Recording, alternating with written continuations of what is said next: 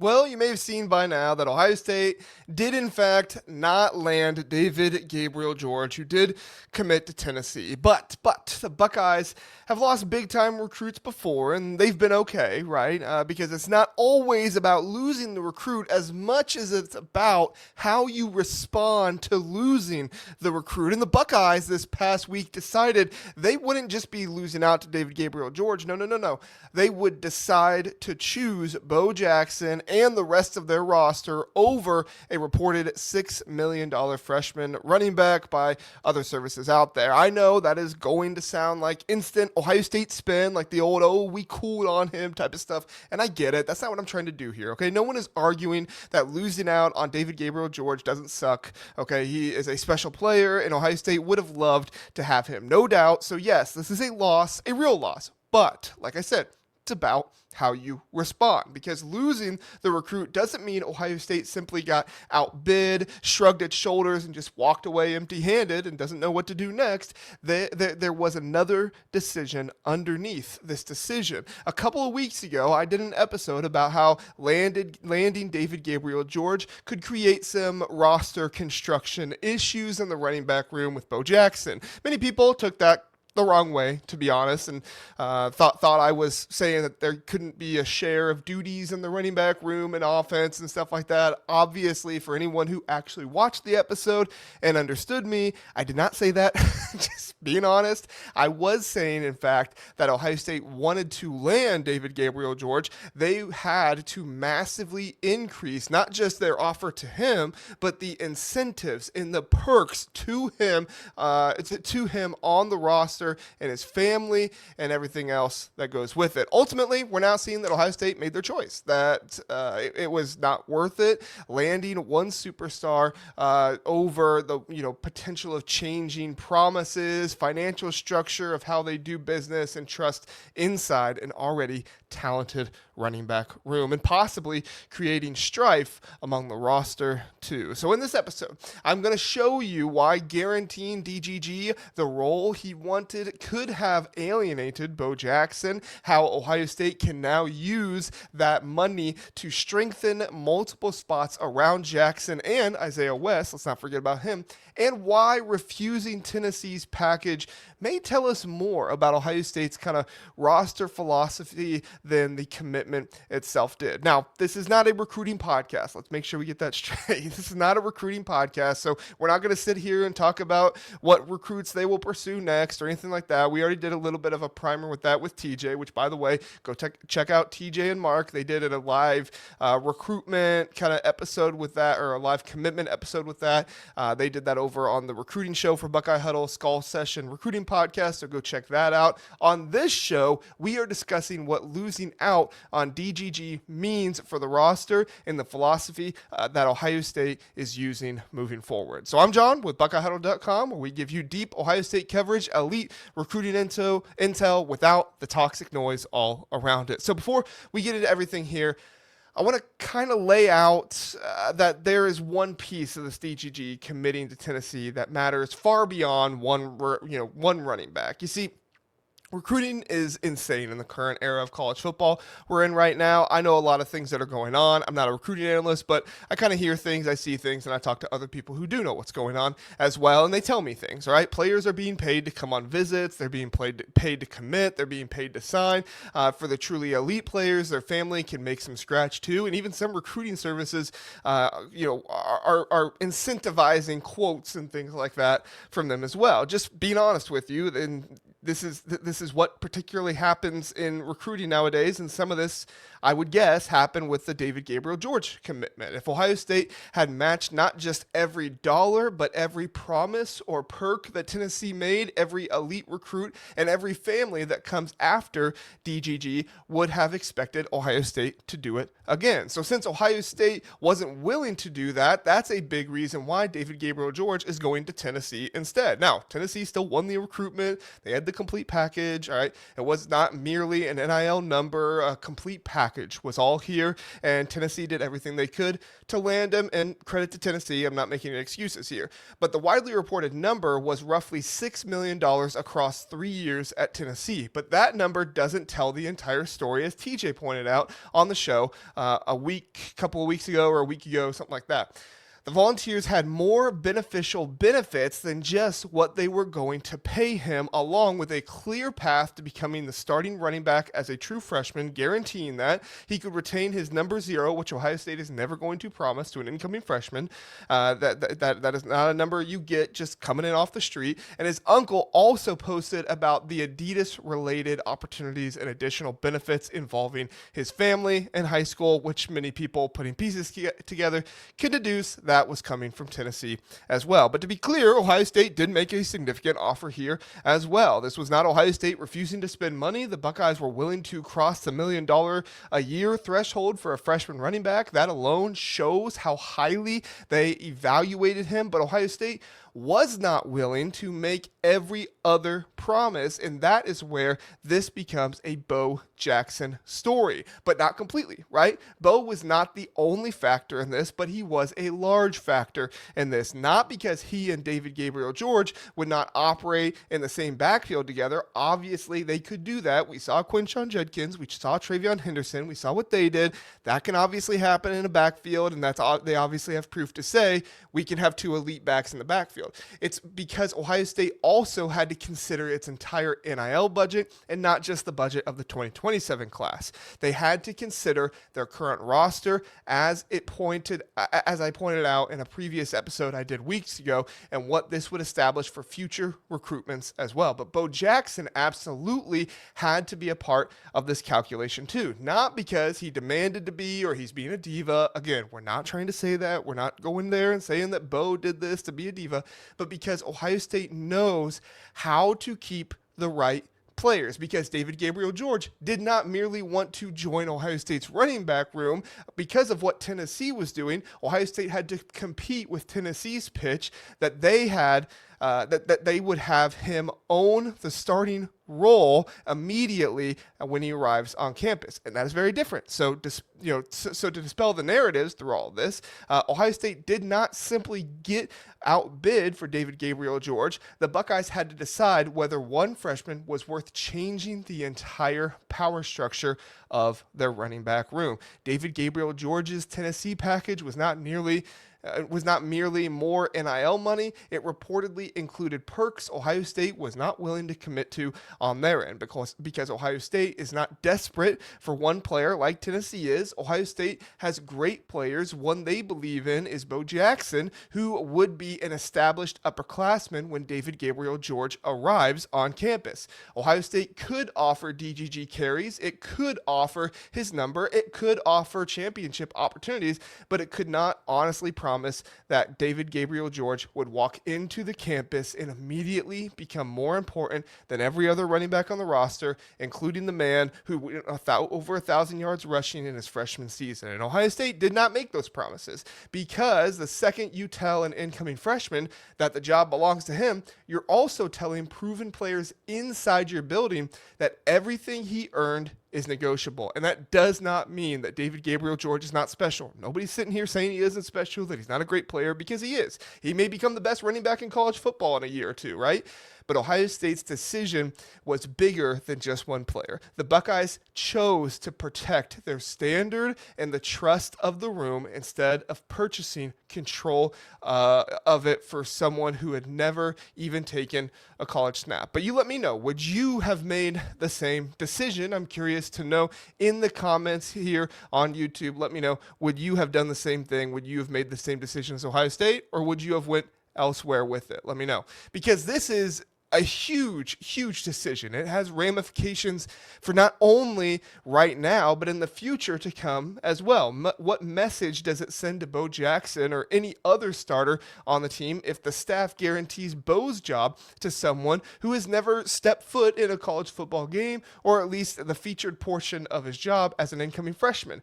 Bo would be an established player by that point, entering his third year starting. Most likely, he would have spent years in the program. He would have gone through the Ohio Ohio State winter conditioning, spring practices, pass protection meetings, everything with Carlos Locklyn to get ready for the Saturday pressure. He would have produced against Big Ten defenses like he already has his freshman year, and he's most likely going to do again this year. Then Ohio State would be bringing in another player earning dramatically more money. Maybe not dramatically, but still more money as a true freshman, receiving incredible perks for his family and carrying an understanding that he gets first access to the most valuable touches on the team. You know who did that? You know what coach out there lost his job last year, and one of the reasons why he lost his job was because he did that? Yeah, James Franklin at Penn State. He promised Nicholas Singleton the carries if he came back over Katron Allen last year, and look what happened when Franklin was let go, right? Allen took over because of the one who promised him the snaps was gone, and Penn State's offense instantly looked better. Sharon Moore did the same thing with Donovan Edwards. Donovan Edwards was not the best running back on that team, but he was the one that was promised the carries, and so he was the one that they had to give him to. You cannot pretend the locker room would just ignore these things. Players understand recruiting. They understand that younger talent is always coming. They understand that competition is a part of playing at Ohio State. But competition and a predetermined outcome are not the same thing. Competition says, we brought you in to be a great player. Now go beat the guy across from you. A guarantee says, we already decided that it looks like you're the best player on the roster as soon as you arrive, so we'll just go ahead and give you the spot. That goes directly against Ryan Day's program philosophy, everything he's about, and who he wants the Buckeyes to be. That is how an addition can become a subtraction. You land David Gabriel Georges, but then Bo begins wondering whether he needs to find a program that is willing to build around him, a program that's willing to actually allow competition to happen. And Isaiah West, he's a part of this as well. He starts wondering where his opportunities fit. Other young backs examine the depth chart and decide they are no longer waiting their turn if they're just going to recruit other people to immediately be over them. Suddenly, Ohio State has spent $6 million or something close to that to add a running back while creating the philosophy that multiple running backs leave and they don't have any other running backs. Maybe not any other, but no other high-level running backs in that same room with them. That's not a better roster construction. That's like buying a Ferrari and then realizing you don't have enough money for gas. that does not mean you never pursue the Ferrari. It means you better understand the full cost of the Ferrari, because you're not just getting the Ferrari, you're getting the tires, you're getting the gas, you're getting the garage it has to be, and you're getting all those things that you have to pay to have the Ferrari as well. And this is the part where some people will tell me that if David Gabriel Georges is good, then who cares? Get the best player and figure it out later. And I understand that argument, and there is a lot of validity to that argument. Don't get me wrong. Best player, play him, figure it out later. I get that. David Gabriel Georges is not a normal recruit. His physical profile is ridiculous. The speed, strength, size, competitiveness all suggest he can play immediately. Ohio State pursued him as though it believed he would come in, compete, and be a type of player who would play immediately. And when it was all said and done in his career at Ohio State, that he could be one of the best running backs to ever come through Ohio State. When a player is that special, when you believe in him that much, you stretch your normal rules a little bit, which Ohio State was willing to do by making him the highest paid, or offering to make him the highest paid freshman running back to ever come into Ohio State. Ohio State did the stretch, all right? It offered more money than it normally offers a freshman running back. It devoted enormous staff time to one recruit. It narrowed its board and passed on opportunities elsewhere because it believed that David Gabriel Georges justified the risk. But stretching your structure is different than absolutely breaking it. There had to be a line, and for Ohio State, that line appears to have involved the combination of money, a guaranteed role, a guaranteed jersey number that is sacred to the Buckeyes, the Block O, and family-related benefits. Ohio State could compete on the football pitch, the football field, whatever you want to call it, come play behind an elite offensive line, compete for championships, share a backfield with outstanding players. You'll be ready for the NFL, develop in one of the most stable programs in the country, build a national brand. What Ohio State could not say was, we will make the returning room move out of your way. And honestly, Buckeye fans, should not want the program to be saying that. Like I said, Sharon Moore, James Franklin, guys like that say that, and they get fired. They get out because it's not the best way to build a culture. It's not the best way to build the room. Not when the room already includes players Ohio State believes can win at a championship level. So which Ryan Day has shown he can with his philosophy, right? Because that David Gabriel George money doesn't just disappear. The money Ohio State did not spend on David Gabriel George can still be used. Ohio State had resources allocated for him, significant resources, as we discussed. Those resources can now be redirected. Maybe that means protecting a premium commitment already in the 2027 class when somebody else tries to come after him. Maybe it means pursuing another elite player at a position with greater scarcity. Maybe it means taking two very good recruits instead of one extraordinary expensive recruit. Maybe Ohio State keeps part of that money available for retention because the most important recruiting battle every December is often preventing your own proven players from entering the portal.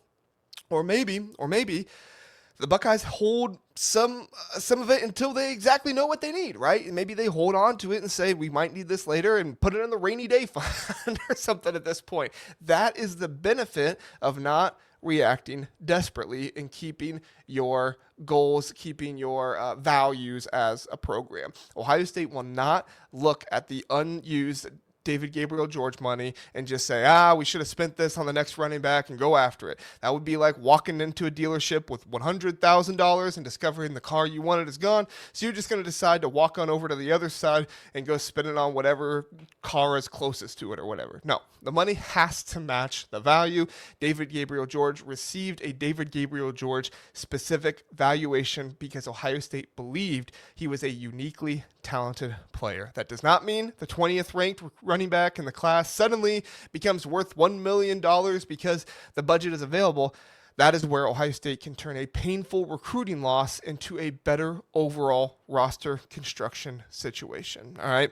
Now, the most important thing that Ohio State gained from losing David Gabriel George is not consolation. It is flexibility. The Buckeyes had more than $1 million per year prepared for David Gabriel George. That money can now be used to protect a current commitment, pursue other premium players, retain someone already producing in Columbus, or add another piece or two around Bo Jackson and Isaiah West, whether it's in the next recruiting cycle, in this recruiting cycle, in the portal, whatever it might be. And that may be the smarter investment. A running back does not operate independently, and they are some of the most injury risky players that are on the field, right? He needs an offensive line. He needs perimeter threats to keep the safeties out of the box. He needs a defense that prevents the offense from constantly chasing players. So Ohio State now has a choice. It can panic and overpay the next running back and act like replacing David Gabriel George's recruitment ranking is the objective, or it can use the same pool of resources to improve the environment around the proven backs already in the building. One elite offensive lineman or an impact defender may create more championship value than one running back who also requires the program to guarantee his role. Ohio State lost the headline today. Sucks. Nobody wants to lose it, but it may still win the roster building decision that matters 2 years from now. Where would you spend the money? Let me know in the YouTube comments below. I'm intrigued to see what you guys think and kind of where you guys are at with this entire situation.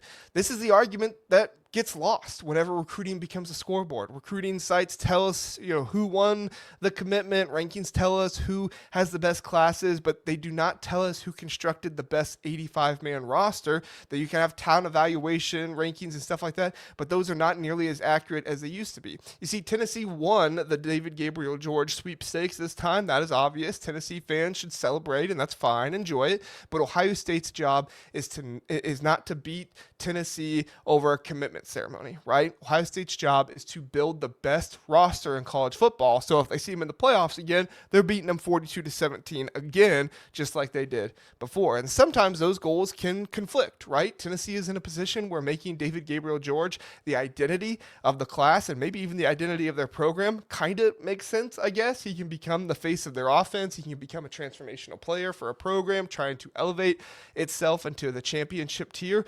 Ohio State is already trying to manage a roster filled with players who expect NFL development, meaningful roles, and competitive compensation. That creates a different calculation, because if Ohio State gives one recruit every item in the reported David Gabriel Georges package, the next five-star family is going to ask why the player does not receive the same treatment as the other one who came before them. The next elite running back will want starting guarantee. The next high-profile recruit will want whatever number that it is that Ohio State has a philosophy about not giving out unless somebody earns it. The next family will ask for flights, brand deals, brand partnerships, or benefits that mirror the previous deal. And current players will ask a fair question: why did we have to earn all these things while the new player received them just during their recruitment? And that is a precedent that Ohio State is protecting. And to be clear, this is not an argument against players making money, all right? You are not going to find that argument from me, all right? That's not what I'm doing. Players should maximize their opportunity. David Gabriel Georges has a life-changing package available. He took it. I got no problems with that. Go for it. If Tennessee presented the financial security, role, and overall experience that he and his family valued, he made the decision that he believes is best for him. That's fine. Go with it. There's nothing wrong with that. But Ohio State is also allowed to decide that those terms do not fit its program, and it was not the best decision for them to offer what Tennessee was offering. Both sides can make rational decisions. David Gabriel Georges can say, Tennessee is offering me of what I want. Ohio State can say, we're not reorganizing the primary values of earning it, development, and competition around one unsigned freshman. That is not Ohio State being cheap. That is Ohio State protecting what they value most. The Buckeyes have spent heavily on this recruiting class. They have made large commitments to other priority recruits. Just look at the offensive line. Just look at the defensive line.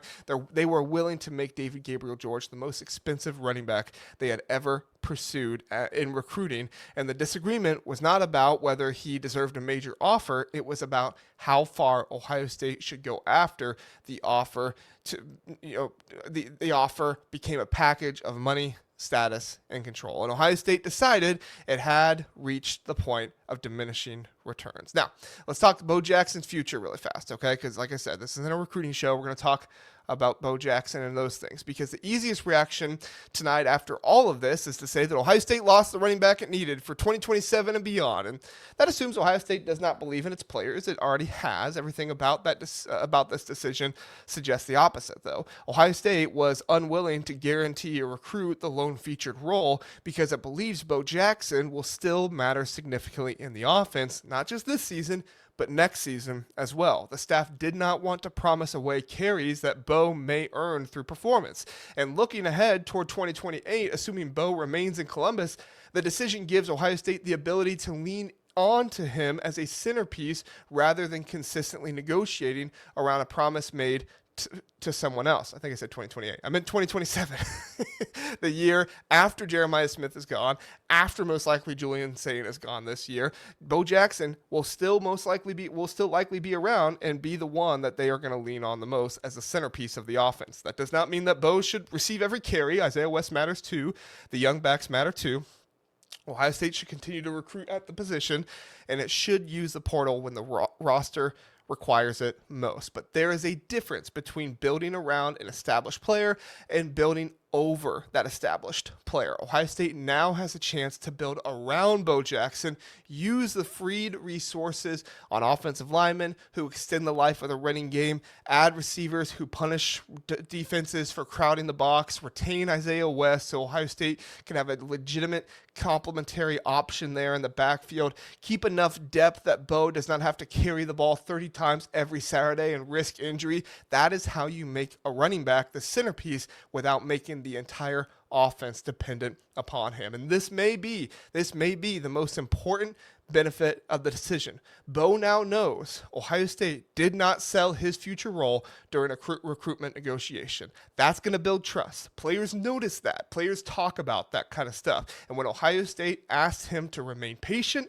and to develop and to trust the program, the staff was being honest and that they will spread to other future recruits. They protected this opportunity when it would have been easy to chase the shiny new freshman. That creates credibility. Credibility stability helps retention. And just being honest with you right now, in this day and age of college football, retention is now recruiting too, all right? Which is important to remember as I say one more thing that before we close here, all right? Now, hear me out. I'm not a homer. You kind of sound like a homer a little bit in this video, and I get that, or in this episode, I get that, but I'm not a homer. You couldn't trust this show or this channel if I was. I like the Buckeyes, don't get me wrong, but it's also my job to be honest with the fans, and my job is to serve you, the fans. Point blank, if I'm being honest here, Ohio State deserves criticism for part of this recruitment. The Buckeyes went all in on one target and allowed the contingency board to become very, very thin.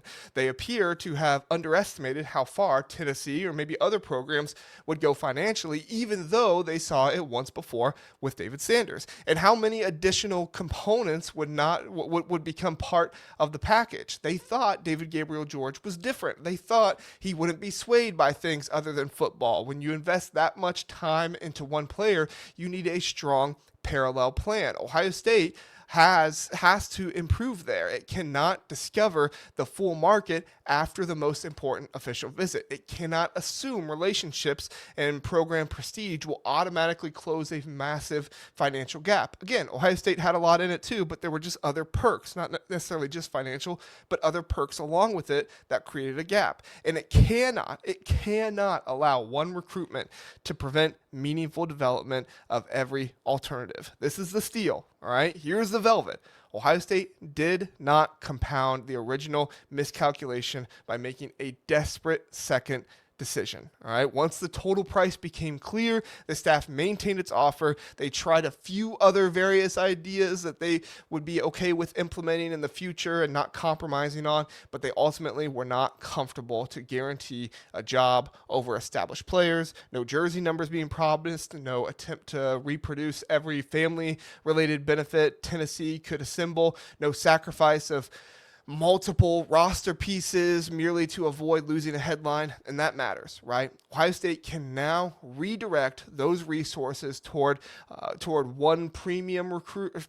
They can now redirect those resources from one premium recruit to maybe two strong pieces. Its own player retention for a future portal move. It can control building around Bo Jackson, Isaiah West. It can enter the next running back room recruitment with a deeper board and a deeper pocket to be able to go after the top guy. Better intelligence and a clear understanding of where its limits actually are. So the headline tonight with Ohio State is not that they just lost David Gabriel Georges to Tennessee. All right, everybody's going to say that. Tennessee fans are going to go wild with that on Twitter. The deeper story is that Ohio State chose not to purchase one player at the cost of destabilizing the players already in Columbus. Tennessee chose David Gabriel Georges as his future centerpiece. Ohio State chose Bo Jackson, the established room, and the flexibility to build more talent around them. We will not know which decision was better tonight. We won't we won't see a scoreboard on that, but we may not know in 2027, but we may know in 2028 and beyond when these players' promises and roster investment all collide. We're going to have, we are going to have an answer at some point, maybe not as immediate as some people like, but Ohio State, yes, they lost the commitment. It did not necessarily lose the decision, though. So if you want more of this stuff from Buckeye Huddle and the Buckeye Huddle podcast, subscribe for more daily Buckeye analysis. Episodes posted every Sunday through Thursday at 7 p.m. And please do like, subscribe, 5-star rating, and things like that on podcasts as well. Always help us out. We appreciate you being here. Have a good one, and we'll see you next time.